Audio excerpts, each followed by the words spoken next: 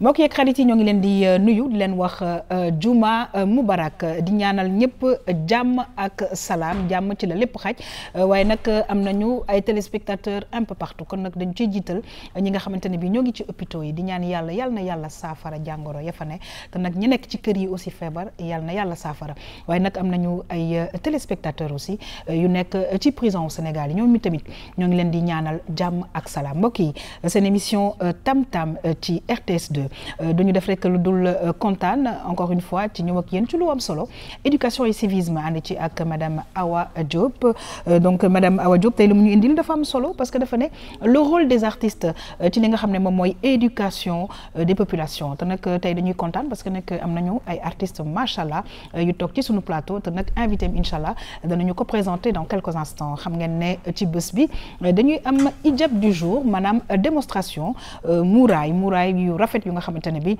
incha allah suñu xarit Mage Magique dana ci ñëw ak ñun mbokk yi invité du jour tey ànd ci ak tonton Lamine Ndiaye dañuy kontaan moom tamit di ko recevoir waaye tamit di recevoir invité bi nga xamante ne bi ñu ngi ko duppee Marie Ngoné Ndione koo xamante ne bi soo ko tuddee Sorano yeneen artiste dañ naan cey lam ma defal kon nag loolu tamit dinañ ci ñëw ak moom itamit vraiment li nga xam ne mi ngi koy liggéey ci wàllu art mbokk yi ñu jeexal ak vue sur la toile waaye xam ngeen ne saa su ne dañuy am ay invité tey nu kontaan lool di recevoir madame Mariama Won ki nga xamante ne bi nag grande sœur la ci man ñi ngi koy dalal jàmm bu baax a baax muy coach en gestion de carrière et en développement personnel ak l'artiste Marie Ngoné Ndione mbokk yi madame Régie dellu si waat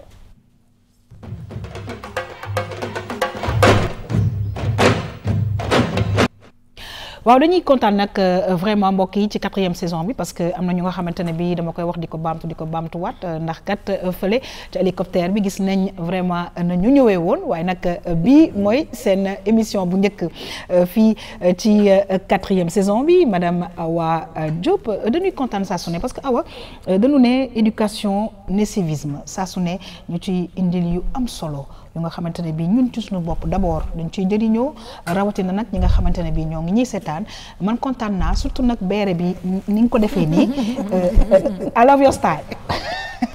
Merci beaucoup Yaxam maa ngi leen di nuyu yéen ñëpp di nuyu sama invité coach Mariam Won di nuyu aussi ñi ma bokkal plateau bi non tonton moom nuyoom dama koy ber Marie Ngoné di nuyu sama partenaire mon ami mon oncle voilà tonton Lamine di la nuyu yow tam Yaxam namoon naa la trop je suis heureuse de retrouver le plateau de me retrouver ici sant yàlla waaw affaire bi moom ñun ñoo koy dundandoo civisme éducation defe naa ni dëkk pour mu jëm kanam il faut que nit ñi yaru il faut que nit ñi xoolaat seen toogin il faut que ñëpp jàpp système jàppal ma jàpp la looloo waral ñu indiwaat encore thème bi nga xamante ne dinañ ci duggaat ci kanam gën ko mën a détailler avec l'appui de tous ceux qui sont là ci plateau bi pour ñu jàppale ñu sensibiliser waat comme ni ñu koy faral di defee population bi. ñu ngi la ci gërëm di la sant bu baax a baax éducation et civisme mbokk yi dinañ ko baamtuwaat mu nekk lu am solo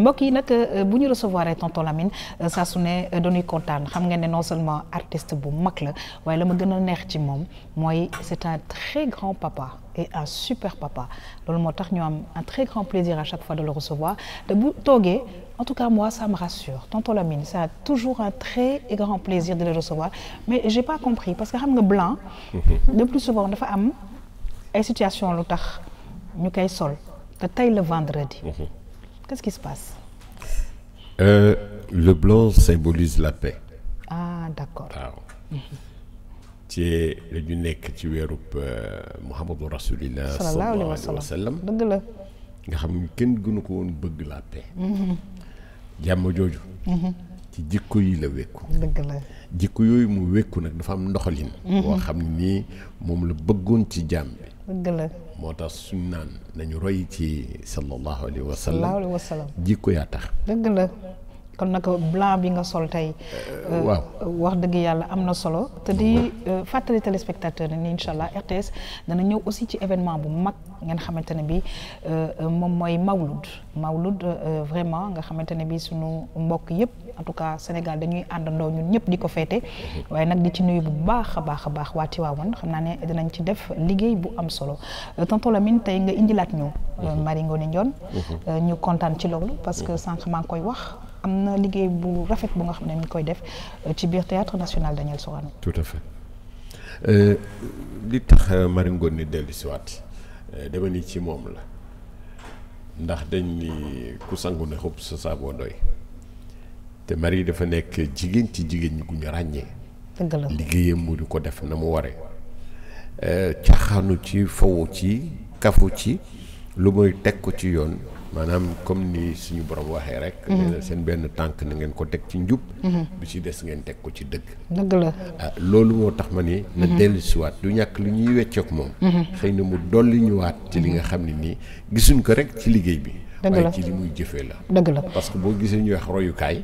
jikko nit ki ak na muy doxale moo tax. te loolu moo am importance ci biir loolu mbokk yi dañuy dalal jàmm nag suñu ay invité di kontaan saa su ne ci bépp invité boo xamante ne bi jaar nga tam-tam wala yaa ngi waaj a jaar ci émission tam-tam parce que lu nu bëgg mooy partager ak ay xam-xam ak ñi nga xamante ne bi ñoo ñuy seetaan ñun tamit mu jëriñ ñu bu baax a baax ñu ngi ci nuyu di ci dalal jàmm bu baax a baax madame Mariam Won maa ngi koy wax sànq di coach en gestion de carrière ak développement personnel maanaam man ñoo ngi lay nuyu di la dalal jàmm di kontaan wax dëgg yàlla ci sa teewaay maa ngi koy wax sànq mag nga ci man tey nag ñu ñëw di waxtaanee lu nga xamante ne bi am na solo parce que artistes yi dañ ñoo wër te defe naa ne dëkk la koy doxal mooy culture donc ci biir loolu éducation bi bu ñu ko jaaralee ci wet googu amaana dinañ ci mën a am ay résultats et c'est important en tout cas bienvenue fii ci plateau Tam Tam.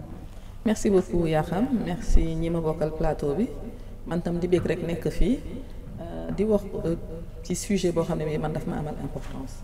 parce que éducation la ñu wax te ku ne éducation xam ne coaching ci éducation entre guillemets lay dox parce que coaching ci dimbali nit ñi defar seeni comportement ak seeni attitude la pour atteindre objectif artistes yi nag am ci rôle bu mag. parce que artistes yi ñëpp a leen di dégg. ñëpp leen di gis ñëpp leen di déglu te di leen jéem a roy donc effectivement tey sujet bi lu leen concerné la surtout suñu gisee léegi yenn artistes yi wala yenn présentation artistique yi ni muy doxee donc mën nañu interroger aussi est-ce que effectivement seen rôle d'éducateur et de conscientiseur de la population est-ce que dañ koy jouer dëgg la am na solo xam naa ne loolu nit dinañ ci xuus bu baax a baax Marie Ngoné Ndione mbokk yi c'est vrai que kenn dootu ko présenté mi ngi fii ci suñu plateau nekk ci théâtre national Daniel Sorano di béy waaram ci art bi Marie Ngoné ñoo ngi lay dellu di la nuyuwaat di kontaan nag di la recevoir fii ci plateau Tam Tam.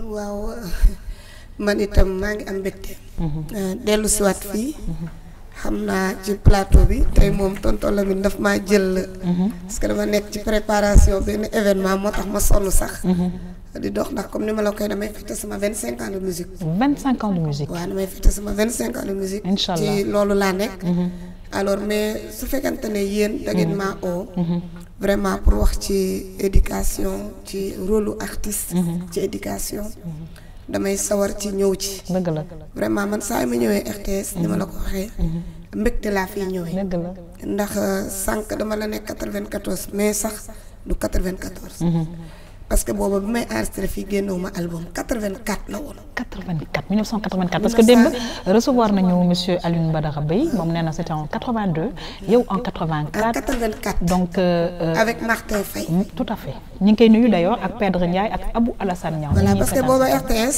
amagul fële Triangle Sud dëgg la fii la woon dëgg la enregistrement bi ci kaw lañ ko defoon leket kese laa ko defoon ak guitare leket ak maa guitare dëppoon leket bi di woy Marc Thiaw di tëgg guitare loolu lan koy woy du ngel la wala noonu man ñun mbilim la ñuy woy yéen mbilim ngeen di woy ngel D'accord. waa Petite Côte ñooy wax ngel d'accord waaw mais soo duggee Thiès noon yi ak saafeen yi ak ndutt yi mbilim la ñu am ak cas ak maañ très bien waaw. d'accord kon nag dinañu ñëw aussi ci vraiment si événement bi ngay préparé waaye tamit ci yi nga xamante ne jot nga ko génnee en tout cas ñu ngi lay gërëm di la sant bu baax a baax ci sa teewaay mbokk yi ñu ñëw nag ci émission tam-tamu tey bi ñëw ak yéen ci éducation et civisme sànq maa ngi koy wax madame Awa Diop Ndiaye Awa Ndoye Diop mi ngi ñuy wax ne que rôle artiste ci éducation mbokk yi dafa am solo léegi nag ñu xool Awa def na benn micro trottoir ñu xool lan la ci sénégalais yi xalaat mbokk yi dellu si waat.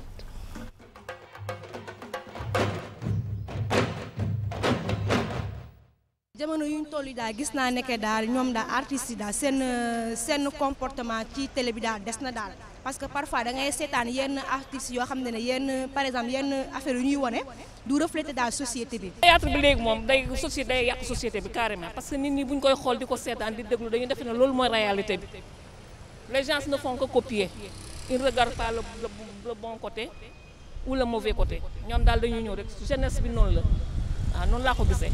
te xam naa ne que boo xasee bay commencé di jouer benn rôle wala di woy wala di def yenn scènes yi daal na nga ci xoolaale xale parce que tey xale dañuy seetaan télé xale léegi ñoom suivre tuñu dara dul télé loo wax rek ñu ne télé bi maa ngi rete sama lii talatuñu jàng daal kon artiste daal nañu gën a gëstu seen comportement lu ñuy wax ak même bu ñuy jouer ay rôle ci télé tam nañu xool lan nañ koy jouer parce que dañu nar a xam ne que ay xale léegi ñoo leen di seetaan daal léegi ci télé bi. artiste dafa war a def loo xam ne nit bu ko seetaanee mu joué ci conscience am kooku bu fekkoon ne da doon def safaan ba mu changé bu fekkee ne da doon def lu baax mu gën a góorgóorlu ci loolu mooy rôle yi artiste. fii mu nekk di nga gis loo xam ne sax boo ko gisee yow ci sa bopp da ngay tiit doo tiit parce que tu es faible da ngay tiit parce que li nga gis yow kenn yarewu la noonu. sunu maam yu njëkk yi dañu doon yar ci pudeur boobu ci biir kër gi pudeur bi ci biir néeg bi pudeur bi ci mbedd mi mais léegi dañ dem ba nga xam ne loolu aspect pudique boobu dafa dañ complètement et c'est dommage que ñu koy gis quand même ci télévision yi parce que téléfilm yi moom vraiment à part quelques rares yu sax awa am sens majeure partie bi yëpp daal vraiment rafetul quoi. boo xoolee bu njëkk ba théâtre lu mel ne daaray Kocc ñoo doon yi eewaate théâtre daaray Kocc boo ko doon seetaan di nga ci doon jàng lu bëre. li mu waroon a àndal mooy faire de telle sorte que ñi koy jouer di sensibiliser ñu gis ci seen bopp seen xol neex ci liggéey bi ñuy def benn ñaar il faut que xale yi nga xam ne ñoom la ñu destiné message boobu ñu jot ko ba pare jëfe ko. responsabilité bi mooy autorité yi. parce que dafa am ministère de la culture donc yooyu noonu yëpp ñoom ñoo war a cerner affaire yi donc def loo xamante ne nii loo xamante ne nii dafay gàllankoor nekkinu askan bi nekkinu nit ñi ci biir askan bi ñoom ci jël seen responsabilité am nañ ci une lourde part de responsabilité. war a canaliser émission yi daw ak film yi ci dawal parce que pour l'éducation de nos enfants parce que suñuy doom dañ leen war a yar ci enracinement avant ñuy déraciner wu. il faut plus de présence. des professeurs des maîtres et des parents yàlla jàppale ñu ci ak pièces yi ñuy def ak sensibilisation bi yàlla dimbali ñu ba suñu doom yi niñ bëgg a mel ñu mel ko.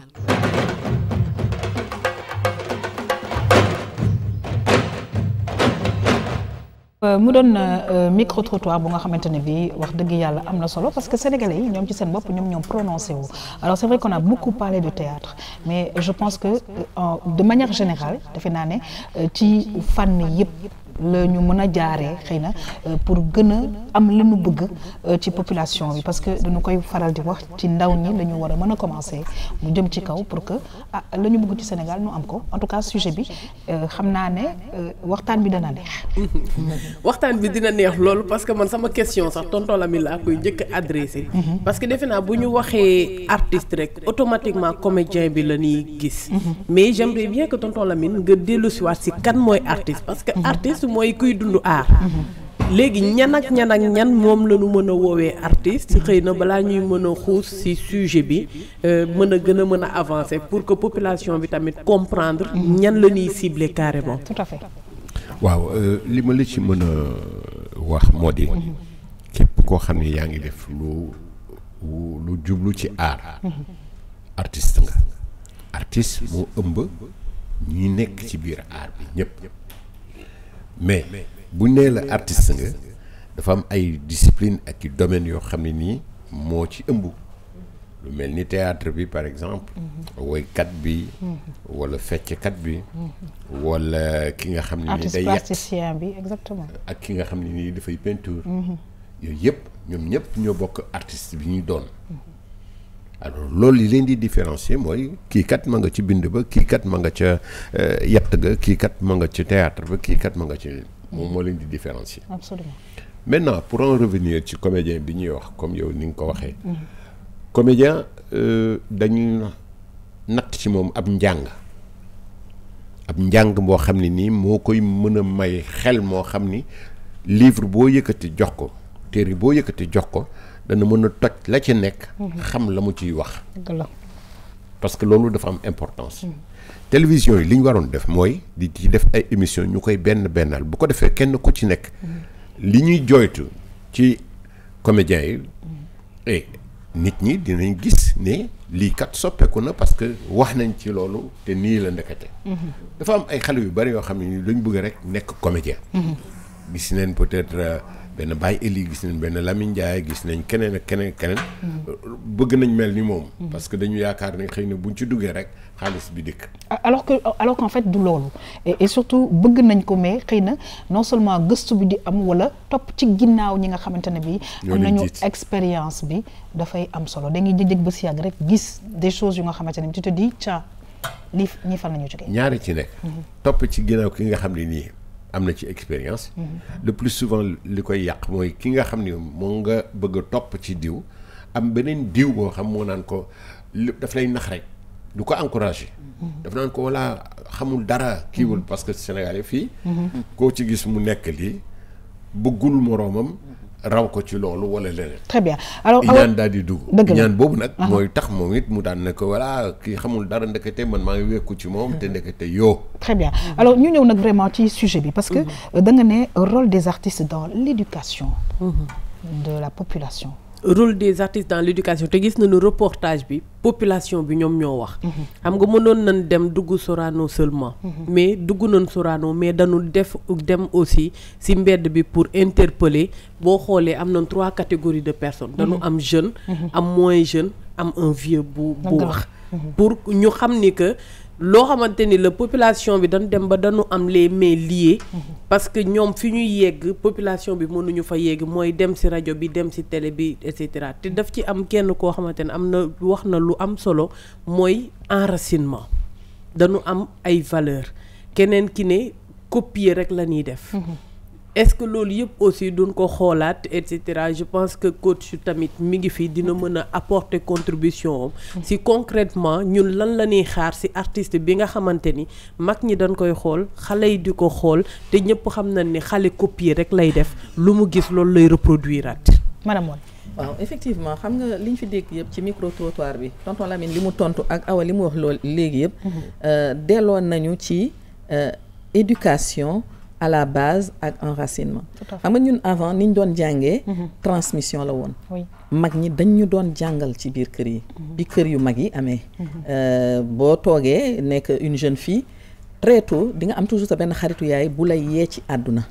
booy duggi néegu sëy am na toujours koo xam ne ki dina la yee gunge la ànd ak yow pour wan la sax naka ngay nekkee ci néegu sëy donc apprentissage dafa amoon ñu dem léegi àdduna di dem ba nga xam ne nii ñu naan artiste ñooy léegi ñoo ñu indil apprentissage parce que suñuy ay référentiels changé nañu mais nos canaux de communication itam changé nañu léegi suñu canaux yi lan la c'est plus la télévision et les réseaux sociaux plus récemment mais amul kër léegi ci Sénégal bu télé amul donc nag bu njëkk bi ñi ñu fi doon tudd ñoom daaray Kocc ak ñoom jamonoy tey amoon nañu boobu rôle parce que li ñu doon jouer dafa collé woon ak suñu culture même si c'était critiquable dafa collé woon suñu culture mais léegi ñun dañu dem ba li ñuy jouer nekkatul suñu culture léegi ñun dañuy foog ne jël culture jàmbur mooy développement wala mooy émergence alors que je pense en tout cas moi en tant que coach je me dis nit ki ci li nga nekk ci sa enracinement mun nga ci développer wu.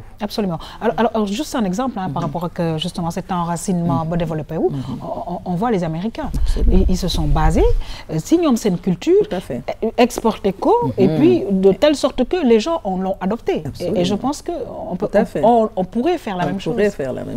C'est vrai effectivement on pourrait faire la même chose mais ñun man li may seetlu mooy ne ñun dafa mel ni dañu xeeb li ñu doon ñun dañuy foog ne toppandoo ñeneen ñi mooy dëgg man maa ngi ñibbisi de 25 ans de vie d'Europe oui mais bi ma dellusee man dama gis ne lu bari fii dafa soppeeku ci suñu culture ci suñu éducation donc man artistes yi li ma leen di wax mooy ne comme ñoom léegi lu bari ci ñoom lay jaar absolument parce que dañ leen di déglu di leen seetaan ñoom itam dañu war a dimbalee ñeneen ñi nga xam ne ñu ngi nekk dans la communication comme yéen ñun peut-être ñi nga xam ne on a un rôle de coaching c'est-à-dire d'accompagner les gens vers lu gën ci ñoom ak ñeneen ñoom itam comme dañu am parole am visibilité ñoom dañu war a woon suñu jeunes yi suñu ay réalité jàppale leen ci épanouir ci loolu. Très très bien. Pas di leen woon yeneen modèle ne leen yii mooy tax ngeen di épanouir. Effectivement ne ko micro trottoir bi wonee léegi ñun leneen la ñu leen di gën a won. Waaw et surtout nag ñu jàppale leen ci ñu gën a xam. démb bi. Ah damay ñëw ak yow ci Marie Ngoné parce que da ngay gis ne que actuellement xale yu bëri li leen réeral mooy ñu ci bëri à commencer par man sa démb. lu ci bëri doo ko xam say maam lu ci bëri doo ko xam démb monsieur Aline Badara Bey maa ngi revenir ci loolu je veux dire léeg-léeg ñu laaj la sax Maba Jaxu Ba wala keneen ak keneen ban dëkk la nekkoon wala fan lañ ko suulee parce que ña ngi leen di jàngal leneen ak leneen lu nga xamante ne bii baax na de parce que dañu ne Senghor nee na enracinement ouverture c'est très bien mais nag balaa ngay dem feneen nga sukkandiku ci li nga xam ba pare exactement waaw comme ni ko ñëpp waxee dama ne affaire bi du artiste yi rek médias yi aussi am nañ ci part de responsabilité ndax ñoom ñooy diviser parce que su fekkente ne boo seetloo presque artistes traditionnels yi kenn woneetu leen boo seetloo ñiy sol lu jot sol lu yiw di woy ay texte kenn woneetu leen ñun ñu ngi leen di wane de pourtant on a l'impression que nit ñi li gën a vulgaire la ñu gën a bëgg damay excuser wu ci mot bi mais man loolu laay gis loolu laa mën a wax parce que boo seetloo clip yi li ci gën a bëri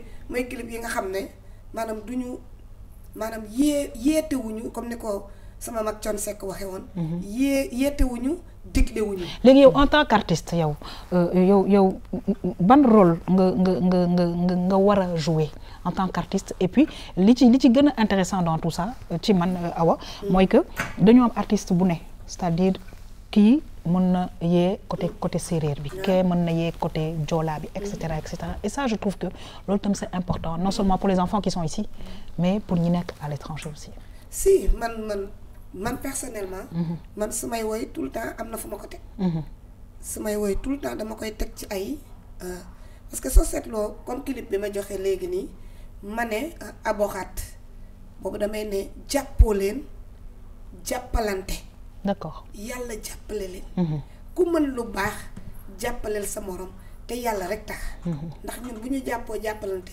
yàlla dinañu jàppale xam nga loolu mooy delloo si waat xel yi ci liñ daan def valeurs yi ci valeurs yi parce que ñun loolu la ñu xamoon par exemple village ba ma dëkk man Fandène nee naa la mun nga xëy suba ba ngoon jot doo gis ku yalwaat d'accord mais ñëpp amuñu mais kenn du yalwaat très bien alors justement rôle bi ñuy wax ni maa ngi koy wax ku ci nekk am nga pàcc boo ci mën a jouer ci làkk bu ne nag tamit parce que je pense qu'il faut aussi ñu élargir ko ci làkk yi ba nga xamante ne bii même xale bu nga xamante ne bii wala keneen ak keneen déggul lii wala lii artistes yi mën leen guider quel que soit nag façon mu aar bi te ba pare man li ma ci gën a intéressé ci côté li nga wax diversité bi mooy sunu xale yi jànguñu anglais te bu ñu tegee musique anglais ñu way ko bu baax da nga ciy gis ñoo xamante ni mosuñu dem école te bu ñu dégloo yenn chanson tubaab yi dañ koy répéter bu baax ce qui veut dire que population bi amuñu problème pour recevoir le message non c'est plutôt ñiy délivrer message bi ban message la ñuy jox kii la ñuy jox artistes yi ba la ñuy jox population bi am na benn jour ci artistes yi dañ ciy gis ñiy tëgg sabar ma dem benn xew ci banlieue bi mais tëggkatu sabar bi li muy tëgg ay saaga la xale yi di répété waat saaga bi di ko delloo donc nga xool ni que yow effort bi ngay def yépp pour yar sa doom ci biir kër gi population ñeneen influence bi nekk ci biti tamit daf ci am benn part de responsabilité te xam nga tout à l'heure da nga am lenn loo wax lu am solo mooy connaissance de soi mënuloo xam sa bopp te xamuloo sa cosaan et les coachs man mii di waxante yow je suis dans le coaching. Tout à fait. te ñëpp xam na ni que. coach international d'ailleurs ñu ngi la ciy féliciter. merci beaucoup Yakham. ok donc da ngay xam ni que la base de la connaissance de soi c'est d'abord de reconnaître ses valeurs. absolument parce que yow mënuloo jaayu mënuloo tiitaru bu fekkee xamoo sa bopp. te xam sa bopp du xam sa papa xam sa yaay xam sa maam et cetera du lool c'est au-delà de ça. mooy fan nga jógee lan mooy say origine. si fi nga bokk lan la ñuy bañ ak lan la ñuy bëgg. naka nga mën a trier pour xam li nga war a def ak li nga warta def xam nga moom la ñuy wax naan du lépp loo bëgg def rek da nga koy def. parce que dafa am lu taxaw. li taxaw moom mooy ñun si lan la ñu bokk. fan la ñu jógee mën nañu reconnaître que ni Afrique continent la boo xamante ne c'est relativement religieux. avec au moins 45% de chrétiens 45% de musulmans ak li ci des ñeneen ñee ko séddoo donc c'est 90% de religieux. ñu war a xool basé wu si ñun li ñu gëm. pour mën a yar suñuy doom te bañ a def toj ndaa pour wuti ji ndaa. très bien madame Wane. comme nag yow yaay invité bi côté boobu. ñu ñëw vraiment ci naka nga xalaatee. la ñu mun a diriger justement. ces gens-là. pour que ñu am une bonne participation ci côté éducation. les artistes. oui man sama xalaat bu gàtt mooy ne. Effectivement Lamine mu ngi doon wax ne tout à l'heure jàng bi mais jàng bi les accompagner aussi parce que coaching itam mën na leen jàppale pour que ñoom ñu améliorer seen comportement. D'accord. nit ki ñu bañ rek nekk ci consommation vénale mais ñu nekk ci consommation boo xam ne bi ñun daf ñuy yokk parce que tey jii man su may seetlu dama naan nekkuñu di yokku réellement li Awa wax léegi firndeel na ko saaga yi léegi c'est partout. Oui. Donc c'est auditif, c'est visuel. da ngay dégg saaga yi ci lu ñu filmé wul. da ngay gis saaga yi ak. les expressions sorties par les artistes. ak li ñaaw. avant woykat yi du ma remonter sax peut-être à des kii yoo xam ne boobu xale la mais ñoom Thione Seck Youssou Ndour tout au début woyam yi yëpp. c'est ay woyu moral la. ay woyu instruction civique ñun bi ñu nekkee école primaire dañu amoon ay cours instruction civique te léegi xëy na mu ngi dellu si mais amoon na temps mu wàññeeku wala ak moral toujours le matin loolu ngay démarrer à 8h da ngay commencer par cours moral jusqu'au lycée wala instruction civique pour yee la xamal la li nga doon ñun tant que delloowuñu itam suñu doom yi suñu rakk yi ci xam lu ñu doon ci bañ roy n'importe quoi ci bañ leen won ne ñële ñoo réussir ñun réussiruñu ak dellu itam di leen won ay modèle de réussite parce que am nañ ko. Absolument. amul dëkk amul réew bu amul ay modèle de réussite di ay góor di ay jigéen di ay ndaw ñu won leen ñooñu lu tax ñu réussir avant nga koy wax léegi connaissance de soi mooy fan nga mën a appuyer wu ci yow pour réussir loolu nag yaa ngi appuyer wu ci sa ay valeurs mais yaa ngi appuyé wu itam ci sa ay émotions. Absolument. yaa ngi appuyé wu itam ci sa cosaan. xam lan moo waral nga yegg fii nga yegg. pour nga am doole mun continuer. Absolument. parce que boo jëlee cosaanu keneen da ngay nekk bancal. boo buggee toog sax doo toog bu baax. parce que du yow. du yow nit ki da ngay nangu nekk ci yow. nga kontaan ci li nga nekk nga di ko tiitaroo. pour nga mën a avancer. Très bien. Alors, tonton Lamine, peut-être ay conseils, parce que sànq ñu ngi koy wax on a beaucoup parlé du théâtre parce que ñoom itamit ñi ngi am yu bëri ñuy jouer. Peut-être ay conseils parce que ñu ngi wax sànq daaray coach ñu ngi wax jamonoy tey yàgg nga ci théâtre yi. Peut-être tamit des messages yu nga xamante ne bi dana war a aider justement ces artistes-là à nous aider côté éducation des populations. yaa xam kontaan naa loolu ci question bi. mais olof dafa wax ne. bopp su naree am barke nopp yuy dégg cay sax daf ci am ñoo xam ni dinañ nangu li nga leen di digal. am ci ñoo xam ne dañoo tëju ràpp. d'accord ok. kan nga ciy waxal ci ñooñu. wala nan nga war a wax ak ñoom communication bi surtout dafa am importance. parce que boo gisee nit ki tëb rek saaga boo koy seetlu ba set du lu mu tey. dafa fekk ci base ba la te nañ ko yaree. gunge ko ci ay kàddu yoo xam ni. day gën a génn sa melokaan. li doon wax sànq. nit ki mënul refléter lu mooy fa mu jógee. donc am na ci ñoo xam ne ni sincèrement moi j'ai été interpellé 1000 fois. naan doo wax sa mbokk yi nangam nañ bàyyi saaga yi nañ bàyyi saaga yi. ñoom daal seen affaire yi ñuy def neex na waaye saaga yi dafa ëpp. bon comme nit ñaa ngi koy jooytu. je pense que ñooñu war nañ ko dégg ndax ku ma ci demoon tey di la ko wax. xëy na nga mere ma wala nga tontu ma noo xam ne nii waruma ko tontu. te comme kilifa laa ci biir. maa ngi daw rek ak jéem ki du ñàkk nag bés ñu toog. di waxtaan ni en groupe. nga jékki-jékki rek xam ni ngay muus ba jaaree fa mën a waxante moom man daal bu doon sama sago nga bàyyi lii ak lii ak lii. mais fii mu nekk nii pour génne leen ci. day jafe wala ñu nekk groupe boo xam ni na ma jeunes yi baal. mais dañ naan non écoute style yooyu léegi c'est dépassé. li nga c'est pas la peine. xam nga loolu aussi day rey xelu nit. nga bëgg ko wax ne ko non du fii tu parles à plusieurs personnes. donc fais attention à ton discours. Exactement, fais attention à ta communication. Exactement. mais dara. c'est pas possible. Le théâtre n'est pas comme ça. oui absolument. Le théâtre n'est pas normalement. comme ça. léegi nag théâtre bi waaye aussi on a la musique parce que sànq coach mi ngi koy expliquer c'est vrai que ku mel na Youssou Ndour ñu ngi koy nuyu bu baax. la muy woy dañu koy teg ci yoon. bu nu waxee parolier. Sénégal aussi on pense à tonton Thione Seck. bu dëkk bu nu waxee kuy wax tamit luy defar. luy yar bu ñu waxee Omar Pène donc Baba Maal. Ismaël Ismaël Lo tonton Ismaël que je salue d'ailleurs. je veux dire ñooñu ñëpp moo tax ñu ne à chaque fois nit bu am expérience jar na roy. parce que la ngay jëlee ci moom dafa bëri. waaye léeg-léeg dañu gis une certaine génération je ne parle pas de tout le monde. yu nga xamante ne bii xëy na ñoo ngi way mais xëy na la ñuy way est-ce que dana jëriñ wala est-ce que nañu koy defee dana baax ci éducation population yi. xam nga Yaxam da nga cité ñoo xamante ne c'est tellement important parce que li may wax rek mooy affaire bi du wax bi kese. mais comportement bi aussi. daf ci am solo. dama lay jox benn exemple boo demee ci soirée Youssou Ndour wala Baba Maal wala Thione Seck wala tonton Ismaël Lo respecté nañu tellement seen public ba nga xamante ni du ñu habillé wu indécemment. de ce fait seen population tamit dañ leen koy rendre. ñoom ñëpp ku ciy ñëw da ngay habillé wu élégamment. c'est une façon d'éduquer aussi. Voilà, c'est éduquer par l'exemple. Loolu tam daf ci am solo parce que tantôt il y a les paroles. Absolument. Mais tantôt aussi il y a le code vestimentaire. Code vestimentaire bi doon koy gis te mi ngi gën a choqué de plus en plus. Parce que et les danses aussi.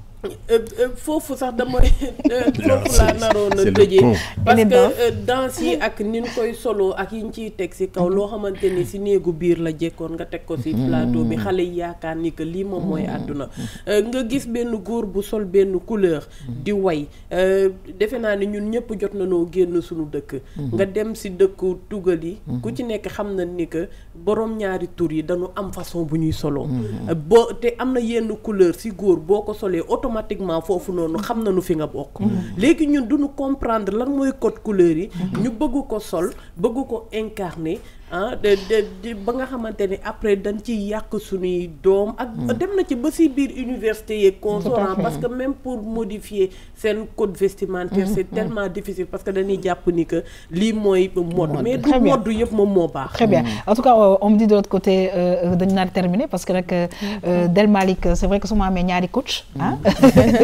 donc waxtaan bi dafay xaw a tar mais je pense que dañuy tëj Awa tout simplement parce que on a essayé de parler justement du rôle de ces artistes-là ci li nga xamante ne mooy éducation des populations parce que dañ ci am rôle bu am importance et je pense qu'il va falloir aussi peut-être faire des ateliers ou même faire une petite assise par rapport à ça pour aider tout simplement la jeunesse parce que dañu nekk aussi ay royukaay on nous dit de l'autre côté qu'il faut terminer.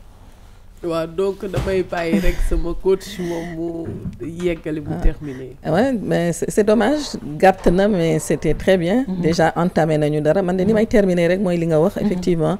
Inviter artistes yi à de l'introspection et puis itam comprendre ne accompagnement lu am solo la nekkul rek effet de mode te doone rek ñi ci bureau yi la ñu war a accompagner wala xale yi ci école bi ku nekk soxla nga coaching képp koo xam ne ki yow bëgg nga changer dara ci sa comportement wala améliorer sa comportement coaching mën na la si jàppale et te aujourd'hui effectivement comme ñoom dañu yor parole dañuy transporter message seen comportement dafa war a nekk je vais dire exemplaire tout simplement ba nga xam ne li ñuy véhiculer ci colin ci waxin ci doxin ak ci même ci feccin bi ñu doon wax ñun dinañ ko roy et puis mu nekk aussi suñu marque de fabrique ba nga xam ne peut-être ñeneen ñi dinañ ñu ko ñëwee tey jii boo xoolee étranger yi ñëweetuñu dara parce que ñun ñoo leen roy ba dàq leen donc léegi lan la ñuy seetaan si ñun alors que ñun dañu am ay valeurs yoo xam ne bu ñu leen ko wonee ñoom dinañu bëgg a roy si ñun absolument et surtout qu'on a une culture très riche très bien en tout cas ñi ngi gërëm bu baax a baax madame Awa Ndoye Diop je me suis pas trompée cette fois-ci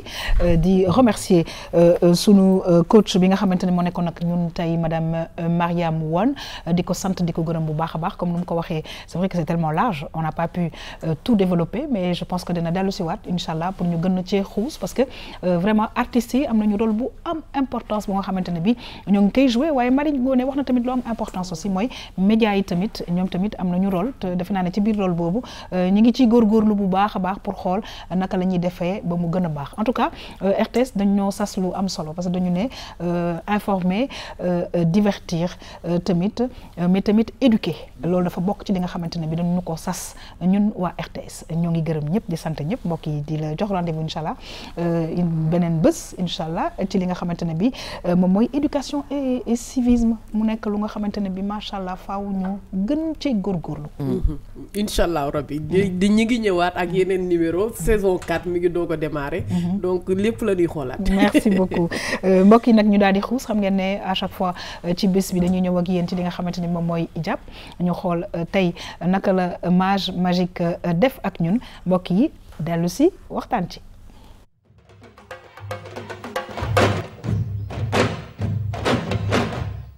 يا نبي سلام عليك يا رسول سلام عليك يا حبيب سلام عليك صلوات الله عليك يا نبي سلام عليك يا رسول سلام عليك يا حبيب سلام عليك صلوات الله عليك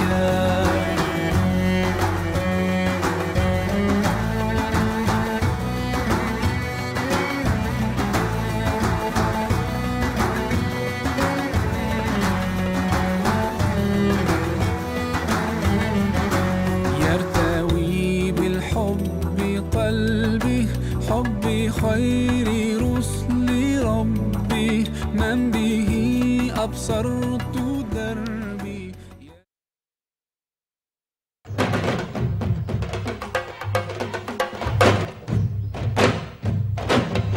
waaw tonton Lamine nag sa xarit mage magique ngook ci 4e saison bi nii la ñu doorale loo ci xalaat. mage tey magal na mbir mi parce que ni mu ko defee man sax xaw ma ne woon ni loxo bi noonu la neexee ci ni mu wëngal mu sànni non xale bi man mi ko tuddee mage magique. waaw man maa xam lu tax parce que elle fait des choses qui sont magiques. c'est vrai. ah. très bien waaw. damay bañ ñu ne dama ko jóg. ñooy tey fii parce que yow da may pousse may wax rek. madame Mariam Wane. c'est vrai que vendredi bu jot. comme Sénégal gis nañ ne que vraiment jigéen ñu bëri. léegi dañuy muuru. te muuraay yi fu nekk la mën a dem.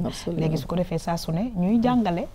ay façon muuraay yu rafet yu nga xamante ne bii yii day dem bureau. yii day dem soirée. yii day dem feneen ak feneen ak feneen. lan nga gis ci sunu mannequin bi tey. effectivement man de li ma ci gis mooy ne rafet na man du ma muuru de. wax dëgg yàlla dinaa mu sóoru. waaw mais du ma muuru de cette façon. mais je trouve que de plus en plus léegi jigéen ñi génnee nañ ci yu rafet. absolument di ko def mu rafet. jàpp ku ne. xëy na benn jour dinaa si imiter benn man dama naan jàpp ma loolu moo tax. man dama naan vraiment muuru ni ñu koy muuroo. jàpp ma. deuxièmement peut-être itam peut-être au départ peut-être réticence bi ma ci amoon elle est peut-être d'ordre culturel parce que toujours su may autour de moi comme am naa ñu muuru doon leen wax mais ñun suñu yaay yi kaala lañ doon jël rek muuroo ko pourquoi ñun ñuy jël muuru bi di ko muuroo peut-être que au départ loolu moo ma ci yóbboon mais de plus en plus j'observe que vraiment que muuru yi dañu rafet et bés bi dañ ko war a màggal c'est vrai que tous les jours sax war nañ ko màggal mais tey moom lu ñu war a màggal la exactement donc on va peut-être s'y mettre un jour oui Inch'Allah. Et savoir que am nañu vraiment tissu adapté à la chaleur au Sénégal aux cérémonies etc. non c'est très beau. Merci beaucoup en tout cas Marie Ngoné gis nga nag suñu mannequin bi tey la mu ñu indil vraiment ba pare nag en plus accessoires yi parce qu'il faut savoir que muur yu léegi yematuñu rek ci jël fulaar def jël kagul def fulaar dafa may accessoire te accessoire bu ne ak fa mu war a mën a dem. dëgg la man li madame Wan la wax rek laay wax man moom mbisoor laa bëgg ci sama xol. moo tax sama sóor rafet na. man moom damaa bëgg mbisooru man naturellement dama bëgg mbisooru dama bëgg kolu sama mbokk yi sax dañ ma koy wax dañ may naan yow comme olof loolu lañ may wax parce que séeréer yi duñu kol parce que dama am habitude di teg kol séeréer yi duñu teg kol non mais bariwul sama mbokk catholique yi ñuy teg kol d'accord ma xam nga li ma wax ok mais comme man dama am habitude di solo nii di tegu kol ok dañ ma yow olof nga rek man leen waa baax na yàgg nga ci wolof yi mais séeréer la mais man je trouve que c'est très joli rafet na parce que léegi même mariage yi seen mariage yi dañ ciy sañ-sañ rafet mais gis nga man benn bés essayé naa ko sa salon may defaroo benn mère fekk ma foofu mu ne ma mais Mario muur rek nga war a def ma ne ko man mii man non mais c'est joli c'est-à-dire que Mariam madame Wan mi ngi koy wax sax tant que essayé woo ko moi j'ai essayé à l'antenne mais c'est très joli te je pense que ñun ñëpp xam naa ne ci la ñuy jëm parce que nag avec l'âge moom ñun ñëpp jigéen ñëpp a war a muur absolument muy man muy catholique bi muy musulman ndax ñun bu ñu seetloo ci film yonent yàlla Eesa jigéen ñi ko topp amul benn jigéen bu muuruwul dëgg la Mariama mi nga xam ne mooy yaayam sa dafa muuru ñëppay muuru dëgg la te gis nga suñu sœur yi ni ñuy voilé woo mais yàlla bëri na yërmande yàlla bëri na yërmande un mot par rapport à ça ma jàll ci l'invité du jour xam naa ni pour cérémonie la aussi donc même léegi sax tendance bi mooy booy dem si mariage yu ibaadu sax da ngay tu es pressé pour xool bien feeling la indi voilà parce que les accessoires et tout parce que c'est très joli très original absolument vraiment c'est joli absolument en tout cas ñu ngi remercier bu baax a baax suñu xarit Mage Magique mbokk yi ma dem régie dellu si waat nag ñu ñëw ci invité du jour ànd ci ak tonton Lamine Ndiaye.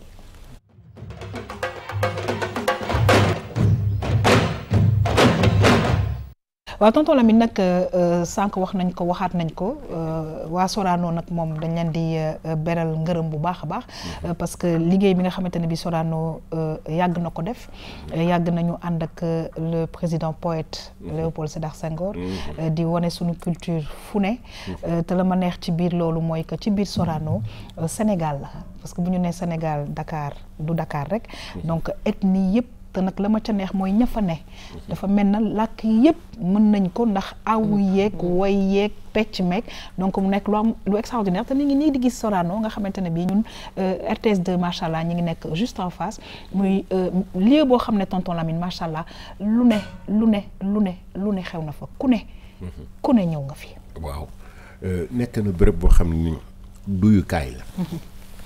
li tax ma ni duyukaay la lañ fay sàkku yëpp moo xam ci jouer théâtre moo xam ci ensemble lyrique traditionnel moo xamit ci ballet bi yëpp boo demee foofu njàngat nga fay fekk raw na école université la fi nga xam ni doomu Sénégal yëpp ñoo ko bokk fa la nekk te ku fa jóge ñu indi la fii ci plateau bi am na loo tekki bu baax looloo tax deuxième fois ma ne du kenn Marie Ngoné la parce que ma nga nekk Sorano di jiite ensemble lyrique traditionnel man xam naa jiite ni mu mettee te boo seetloo ñi ñu fi invité woon yëpp nga xam ni moom moo mooy jàppale sax ci loolu su ma ko waxee rek mu envoyé kenn ci xol bu rafet xol bu dal xel mu teey ñu gërëmit ko voilà ñu ngi gis ay image ni tonton Lamine voilà donc ñoom kenn par kenn ñu war di fi ñëw am na ñu leen jiitoon foofu ñu ngi fi nekk photo yi defe naa photo yoo xaw a yàgg la tuuti yoo xam ne nii am na ñu fi nekkoon ñoom Sodo Mamak ñoom Acha Wele maa ngi koy seen tout à fait tout à fait ma joojo ñoo ngi leen di nuyu voilà ñoom ñëpp daal wax dëgg fa yàlla. xalamkat yi ñu ngi fa woon. dëgg la xalamkat yi dara la ñu fa. ku sol yére bi nekk si digg bi kan la. lii festival des arts. festival mondial des arts nekk. voilà. waaw donc. festival mondial des arts nekk. kañ la woon. bi ñu organisé woon bu yàggul. ah d'accord waaw bi mujj bi waaw. parce que ki ma gis nii du Aziz Diano. festival bi la ne man xam naa kii daa ñëw xaw ma xamewuma sax. d'accord ok Fesman bi la woon. waaw Fesman bi la woon ok ça marche waaw. donc loolu tax. ma gën koo woo ci kii mais Marie man ci benn question laa ko ñu ko la. jiite leen yombut de. non yomb na yombul.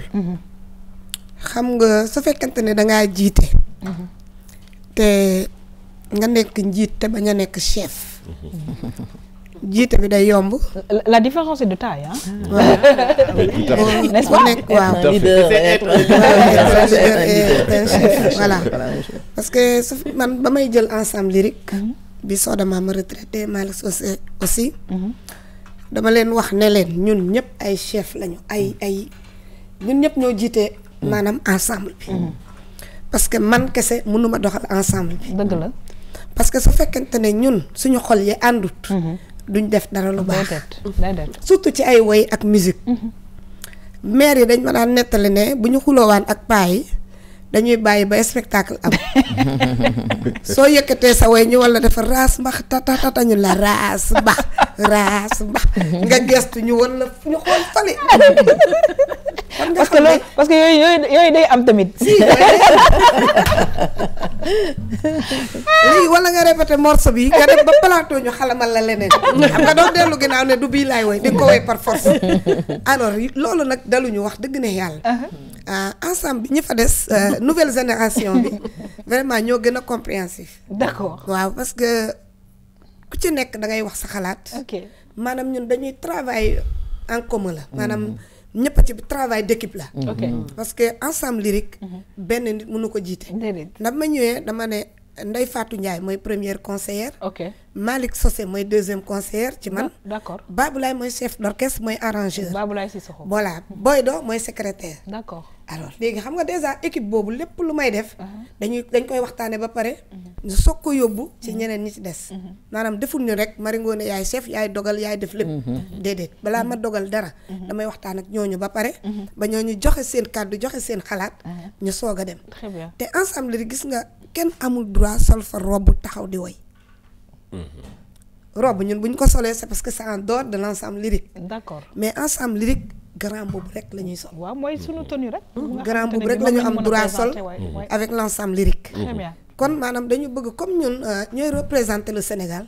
équipe nationale la ñu. dëgg la alors dafa am lu ñu war a taxawee. moo tax ensemble bi à chaque fois muy góor muy jigéen ñoo gis nga seen tenue yi ñu wane léegi. waaw mais même tenue yi ñu mujjee jënd. xam naa photo yooyu dinaa leen ko envoyer ndax ngeen am. ñu bees ñi parce que am na xale yu bees fi ñëw mais dinañ fi jaar sax xam naa ñoom dinañ fi jaar relève bi maanaam relève bi mu ngi fii relève bi parce que xale yaa ngi fii vraiment ñu mel ni ñoom Ndeye Fatou ñoom Aram nga xam ne ay anciennes lañu itam ñu ngi fa di coach ñi nga xam ne ñoo mujjee waaw léegi nee nañ ma de l'autre côté il faut que ñu ñëw ci extrait vidéo clip su ko defee ma mun a continuer reetaan bi parce que nga war a jouer ñu jaar la côté bee waaw doy na waar mbokk yi ñu dem dellu si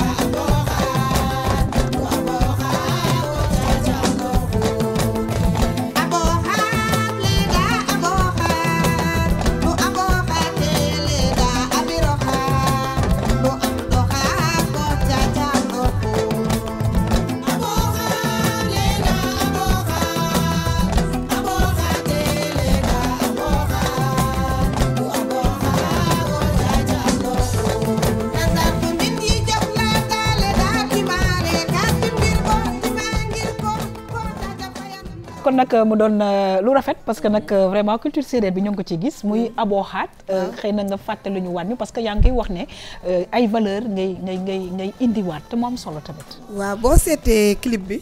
gisoo ci dara lu moderne. samay sër séeréer laa woddu. dëgg la samay peme laa takk. waaw. gis nga sama village laa dem muy Fandène. très bien mu tourné ko fa. d'accord. mooy li ma lay wax sànq parce que bu fekkente ne royukaay nga aussi. il faut que nga xamal ñi nga xam ne ñoom ngay waxal nga xamal leen ñoom ñooy ñan. dëgg la nga xamal leen ñoom fan lañ jógee. aboxat bi ma génnee CD bi ñëw naa fii ngeen invité ma. ma ne leen bu clip bi génnee incha allah dinañ dellu si tombé tey ngeen invité ma clip bi génn. macha allah tombé aussi may fêté sama 25 ans de musique. di ngeen ma baal boobu parce que. da ngeen ma invité fekk ma nekk ci préparation bi ma war ko fêté suba incha allah. sama 25 ans de musique ma war ko fêté. alors ma génnee aboxaat bi ma defe naa ne rafet na aussi ma indiwaat ko fii. ci RTS mooy ci RTS. muy solidarité bi ñu doon wax. mais man damay ñaax sama mbokk artistes yi. surtout parce que ci côté bi ma fekk nekk muy woy maanaam woy yi nañ ko defaraat. nañ ko defaraat muy man muy sama morom ñu jéem a delloosiwaat xel yi. delloosiwaat xel yi delloosiwaat xol yi. delloosiwaat suñu bopp. ci ñun ñooy ñan. tonton Lamine. waaw man dama sopp li mu wax. parce que woy yi ñuy faral di dégg la plupart du temps actuellement ñëpp mbëggeel rek la ñuy woy. mu mel ni mbëggeel dong moo am ci àddina. dëgg la mbëggeel dëgg la waaye nag nañ varier seen thème yi. man loolu sopp naa ko lool parce que am na ci yow xam ne nii mën ngaa woy ci koom bi. mën nga woy ci diggante nit ak nit. valeur yi nga xam ne nii am nañ ko fi jom fulla fayda yooyu yëpp ay thèmes la yoo xam ne mën nga ko développer nga woy. fentkat la ñu amatul. ñoom dañ moom mii surtout. li tax may insister ci moom. c'est parce que woyam day toog. taalif ko ba pare. su ko taalifee. seet nu mu koy xajalee ci woy bi.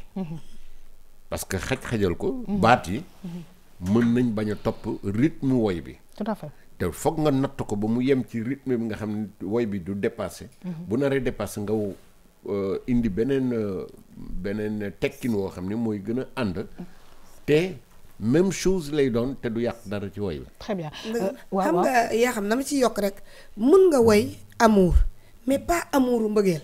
man sama seede am na morceau amour. mais damay naan. L'amour est patient. L'amour rend service. L'amour ne jalouse pas. xam nga am na mën nga woy amour entre man ak c'est l'amour qui fait la paix, l'amour fait la joie. Exactement. L'amour c'est vaste. C'est très vaste. Alors madame Mariam Wane gis nga li nga xam ne séeréer bi woy na ko en tout cas voilà en tant que tukkuleur noo gisee li nga xamante mooy culture bi ñuy fësal ci biir loolu lu bees lu mu indi ci ay valeur dafay mel ni daf ñuy delloowaat rek ci rôle bi nga xamante ne bi moom la artistes yi war a jouer pour justement l'éducation des populations. man déjà damay commencer di ko féliciter di féliciter walla sax séeréer yi malgré tout donte suma ay jaam lañu dama leen di féliciter parce que effectivement man su may seetaan clip yi ñoom dañu nekk ñoo xam ne ñi seen culture ak seen valeur dañ koy wane tout le temps en tout cas ils font partie des gens yoo xam ne ñoom seen culture dañ koy wane tout le temps lu ñu jàng lu ñu kawe. Et chez vous aussi les Toucouleurs? Oui, il y en a mais ñoom tout le temps ça existe chez les Toucouleurs ça en fait ce qu'on appelle communément làkkat au Sénégal yëpp dinañu wane seeni culture mais dama bëggoon dellu ci li mu mujj wax ak ñoom li ñu wax waxu amour parce que ça me touche en tant que coach parce que amour effectivement du rek cet amour platonique entre deux êtres bëggante amour li mu wax li ko ëmb dafa bari tonton Lamine commencé woon na ko wax mais amour valeur la amour communication la amour émotion la donc amour du nekku rek boo nee amour rek ñi ne peut-être ñaari nit ñu bëggante la mais amour dafa war a am ci ñun ñi ñëpp entre ñun ndax suñu sukkandiku et même amour pour son travail et même amour pour son travail mais moom li mu wax nii pour l'unité donc comme li mu wax amour mën nga ko décliner de multiples façons te loolu même ñun bu fekkee ne dañu jëloon rek amour comme étant un socle de valeurs parce que on travaille beaucoup sur le socle des valeurs en prenant ne serait-ce que amour comme un socle de valeurs ñu jéem ko décliner rek ku nekk di nga ci gis sa bopp exactement et dinañ mën a améliorer les valeurs absolument tonton Lamine on me dit de l'autre côté qu'on va terminer oui j'aurais bien aimé qu'elle nous dise un tout petit peu li nga xam ne nii moo ëmb woy bi nga xam ni moom lañu jot a dégg ci clip bi lan moo ko ëmb. waaw clip bi mooy bi ma doon wax sànq mooy aboxaat bi. bi mooy wax ci solidarité. maanaam jàppoo jàppalante. yàlla jàppale ñu. ma ne képp ku ci mën lu baax defal. bul def nag ngir nit. bul def ngir ngistal. defal te yàlla rek tax.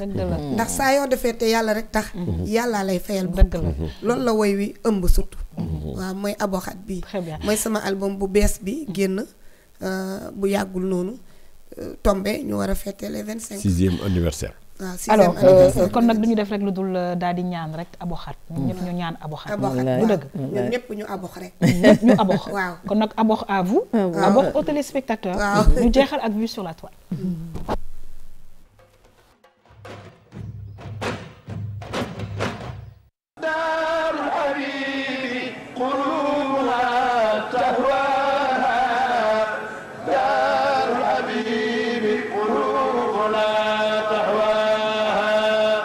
درة بيضاء خالصة ترى فعليك أن تسعى لها فتراها.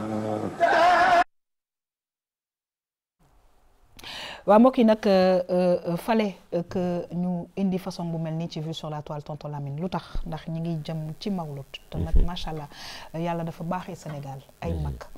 defe naa ne bu ñu nee maam Abdoul Aziz Sy Dabakh ci kattanu yàlla ñëpp nee nañ waaw. ñëpp bëgg nañ.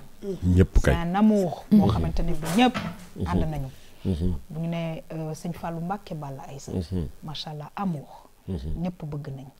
kon nag je veux dire ce sont des personnes yu nga xamante ne bii dañu daan toog di waxtaan ak nit yi. ci ay valeurs. yu nga xamante ne bii yaakaar naa ne ba léegi cassette yi suñ ko tegee. ah war ngeen a def lii de war ngeen a def lii de. lépp pour defar. ak moytu leen. kon nag dafa nekk daal lu nga xamante ne bi fallait que ñu indi ko ci waxtu wi ñu toll. te yal na yàlla yokk leen. amiin amiin tonton Lamine. di fàttaliku rek jamono yi nga xam ni mi ngi fi nekkoon musuñu gis mu yëkkati kàddu. jëmale ko ci loo xam ne nii dafa safaanoog diggante gu tas. dëgg la. ñëpp la daan boole. ñëpp la bëggoon ñu bokk. tout à fait. mais ñu tëral yëpp teg ko ci yiw ak njëkk ak teraanga. ngir réew mi dox. loolu dafa am importance ci moom. absolument mosu ci wéet kenn. di la digal loo xam ni day safaanoog la muy digal kere. dëgg la. nee na nañ bokk. nañ booloo. solidarité ànd. ak yiw ak njëkk ak teraanga. ngir mën a sotal lépp loo xam ne. muy aboxaat bi nga muy aboxaat bi nga. muy loolu. merci beaucoup tonton Lamine. tout à fait. ça a été un plaisir. Merci. di la jox rendez-vous très bientôt inchallah. toujours ci émission Tam Tam. Awa ñu bàyyi la nga lancer peut-être benn mot pour tàggoo. waaw ci dama vue sur la toile. déjà si vue sur la toile bi dama cee kontaan parce que xam nga lu tax. dañu indil yeneen beneen canal boo xamante ni mën nañu waxanteeg suñuy artistes yi. à travers photo wu maam Abdou Aziz. parce que ñëpp xam na ni que maam Abdou Aziz si loolu rek la daan dox. donc encore une fois en plus de médias yi nga xamante ne am nañ ci rôle. suñu kilifa diine yi tamit ñi ngi sukk seen kanam di leen ñaan pour que ñu gën a mën a waxanteeg artistes yi nga xamante ni ñoom ñëpp tout artistes tout confondu yi nga xamante ni population bi ñu ngi leen di suivre pour que ñu mën a defaraat toogi ni te tamit artistes yi tamit ñu ngi leen di ñaan ñu am tuuti taalibe pour mën a dégg message yi leen guide religieux yi di envoyé. en tout cas ñu ngi lay gërëm di la sant bu baax a baax la ñu ndil te am na solo di gërëm bu baax Marie Ngoné Ndione di la souhaiter plein succès ci 25 ans de carrière yi nga xamante ne bi yaa ngi koy fêté. waaw maa ngi koy fêté suba à Thiès. di leen invité yéen ñëpp Thiès vraiment. boo leen jaaree Thiès rek romb. continuer dem ca burdu ba. waaw xam nga rek comme yoon wi la yoonu Tiwaawan la ndax xam naa boo leen rombee rek vraiment di kontaan encore. di wax ne maa ngi remercier ñëpp ñi ma bokkal plateau. jërëjëf rawatina nag sama frère sama xarit. mi nga xam ne dafay kontaan tout le temps ci samay mbir. muy Lamine Ndiaye. dëgg la parce que comme ni mu ko waxee dañoo nekkoon Sorano. bu nekkin wi ñaawoon amana lii du am. dëgg la mais comme ni ngeen koy waxee xam nga ku nekk ak fi nga yoroo. kon nag dañuy wax rek merci. jërëjëf ñëpp daal ak sama mbokk Haalpulaar bi. jërëjëf kon nag justement ñu ngi remercier madame Mariam Wane nekk coach en gestion de carrière et en développement personnel ñu ngi lay gërëm di la sant bu baax a baax xam naa ne di nga dellu si waat fii ci RTS 2 ndax sa waxtaan rafet na di la ñaanal yow tamit jàmm ak salaam di ñaan que waxuma la artistes yi rek waaye ñëpp àndandoo jouer rôle bu am importance pour l'éducation de nos populations en général ñu ngi lay gërëm di la sant bu baax a baax a baax a baax. man tamit gërëm naa leen sant laa leen. di gërëm Awa Ndoye mi nga xam ne xaw ma ko tey la ñu mos a gisee. à travers rek WhatsApp. mu jël ma invité donc xam nga loolu itam ñàkk ki ñaan moo koy def. parce que nit koo xam ne kii xamul woon sax su ma fi ñëwee est-ce que dinaa def ni waa Sorano saboté ko sànni ko pour de banane mais elle a pris le risque et ça j'en suis très heureuse. di leen remercier yéen ñëpp di kontaan itam ci parole Serigne Abdoul Aziz Sy Dabakh macha allah parce que moom son rôle d'éducateur daf ko jëloon ba mu fees. il a passé toute sa vie à nous éduquer. tout à fait macha allah ñu ngi lay gërëm di la sant waaye nag mbokk yéen tamit maa ngi leen di gërëm di leen sant di ñaan yàlla nit ñi dem vraiment gàmmu ci jàmm ak salaam parce que aussi ci gàmmu bi c'est l'occasion aussi chefs religieux yi à chaque fois da ngeen koy gis ñuy waxtaan ak les populations mbokk yi maa ngi gërëm toutes les équipes techniques yi nga xamante ne bi dañuy ànd ak ñun saa su ne di liggéey di leen jox rendez-vous incha allah suba pour beneen émission tam-tam di ñaanal ñëpp encore une fois jàmm ak salaam bonne suite des programmes sur la RTS 2 au revoir.